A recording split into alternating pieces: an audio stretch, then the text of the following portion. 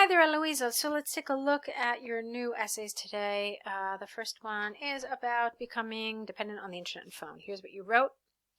The issues of being dependent, okay, with the NT here, more often on the technologies of the internet. It's always the internet, okay? Of the internet and phones have been increasing over the past few years. Although this technological, you don't mean advent, you mean a different word. Although these technological, let's see, let me think about it in a minute. I'll find something. Hold on. Although these technological word I'll find in a minute. Advances, that's what you wanted. Although these technological advances bring numerous advantages, I strongly believe that the disadvantages of human dependency behavior, no, just human dependency, are detrimental to their own well-being, and thus they outweigh the disadvantages. This essay will analyze both advantages and disadvantages with relevant examples and viewpoints. All right, very good. I have one concern here. This whole thing is about dependence on the internet and phone, okay? The whole essay.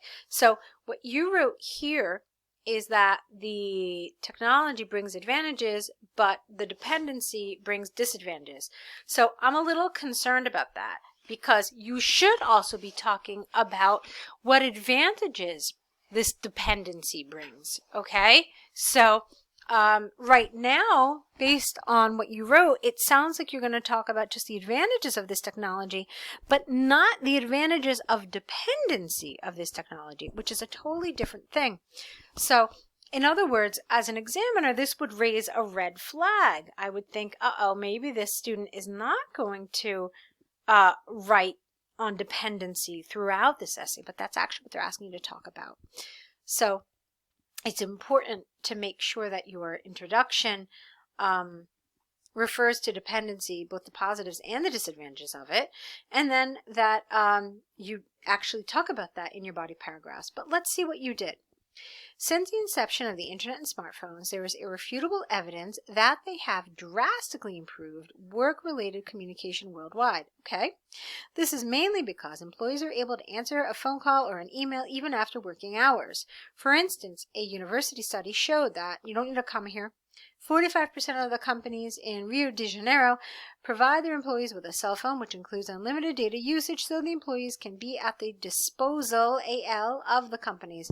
Therefore, it is clear there is a considerably strong case of being intermittently available. Well, it's not really intermittently. You're basically constantly available to improve communication and effectiveness in the workplace. All right, this is good. It's very good. I liked everything, and you almost talked about dependency. I kept waiting for it in the entire paragraph. You kind of, how can I say this? You kind of indirectly talked about it, basically by saying that you're available 24/7. You're kind of talking about dependence, but you are and you're not. That was missing for me. Just a little extra thing about, therefore companies are dependent on this technology, and this immediate response from employees and from companies. Like, this is dependence, and this is what's making the global economy improve. All right, so if you had just something a little bit more about that, and about how employees themselves are becoming dependent because they don't want to miss that important email. They don't want to miss that important call.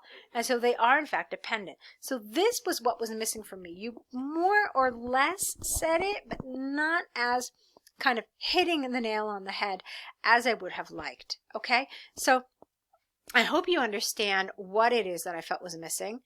It's this idea of dependence, and is that dependence good? You were close, okay? But the paragraph, the way you wrote it was lovely. It was very good. All right, moving on. With the increase in failure of internet services, the usage of cell phones might be reduced to zero. The reason is that people rely on internet for basic information, such as accessing their bank accounts or a contact number. Once you do not have access to the internet, your phone becomes useless. For example, keeping a written contact book was a routine in the last 2 or 3 decades. Nowadays, people rely on consulting contacts online instead. Once you do not have an internet connection or your phone is discharged, not discharged, you mean a different word here. That's not the right word. Your cell phone doesn't work or doesn't have battery, something like that. You will not have access to the information you need. Consequently, the large drawback of relying on the internet and smartphones is the dependency that it may cause, restraining basic activities that need to be done. Okay. All right. Fair enough. You know what's missing for me here, Heloisa? That you didn't really... The way you had this sentence, I wanted a similar sentence in the beginning of the paragraph that would have made it a strong topic sentence. So you went straight into the idea, but I thought you needed a good topic sentence. So the whole paragraph, I was trying to figure out where you were going with this. So what would have been nice if you had had a sentence saying that the biggest drawback of our dependence on the internet and phone is our powerlessness when one or any of these devices do not work. All right, and so then I would have known, okay, this is what you're going to talk about. So the rest of the paragraph then makes sense. But it is important to have a topic sentence. What it does is it essentially acts like an introduction to the rest of your paragraph. And it lets the reader know, oh, okay, this is the point that she's going to cover now. All right, and it's important, and then it makes sense that you have this sentence at the end as well. All right, so it is an important step. It kind of guides the reader to understand, like, oh, okay, this is what we're going to talk about in this paragraph, rather than kind of reading it and not knowing where you're going with it. All right, moving on. Although the use of the internet and phones is essential in our current lives, the drawback of its dependency surpass the advantages. We must learn how to deal with awkward situations where we cannot rely, but where we're not able to rely on technology. Hopefully in the near future, people will acknowledge how harmful it is to depend solely on these technologies. All right, nice. I like that. Some nice grammar, some advanced language. So very good. Okay, so let's take a look now at your letter. You're applying for a job. This is your cover letter. Let's see what you said. Dear hiring manager, I'm writing in response to the advert for the senior interior designer position posted in Job Plus newspaper of this date. My bachelor's degree in interior design. Okay, you are an interior designer, but the bachelor's was in interior design.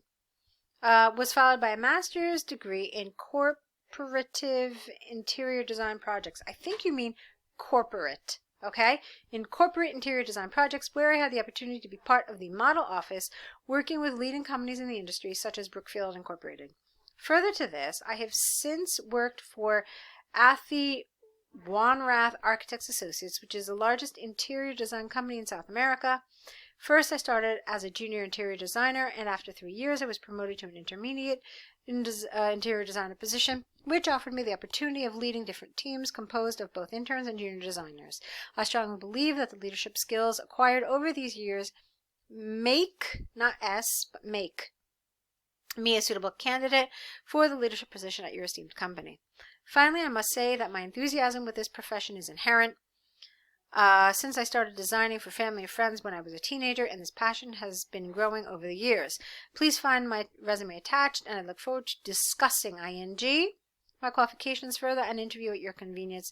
Sincerely. All right, this is wonderful. This is great. If there was one little thing I would have changed, you obviously don't know the name of the person, so it's best to end your letter, yours faithfully. It's a little more appropriate when we don't know the name of the person we're writing to, yours faithfully. I thought this was an excellent letter, really. It was persuasive. I would invite you to an interview. You did everything you were supposed to do. You talked about your qualifications, you talked about your experience, and I even like the way you handled this. That's the part that most students have trouble with, the energy and enthusiasm, but for me, you did it really, really well. I liked this very much. I thought you did a great job here, so feel very good about this letter. I think it's a high scoring letter, basically, Heloisa. So good job with it, okay? So you're definitely doing really, really well. Keep it up, and let's see another set from you, okay? I'll be waiting, so if you have any questions, let me know in your email, and good luck.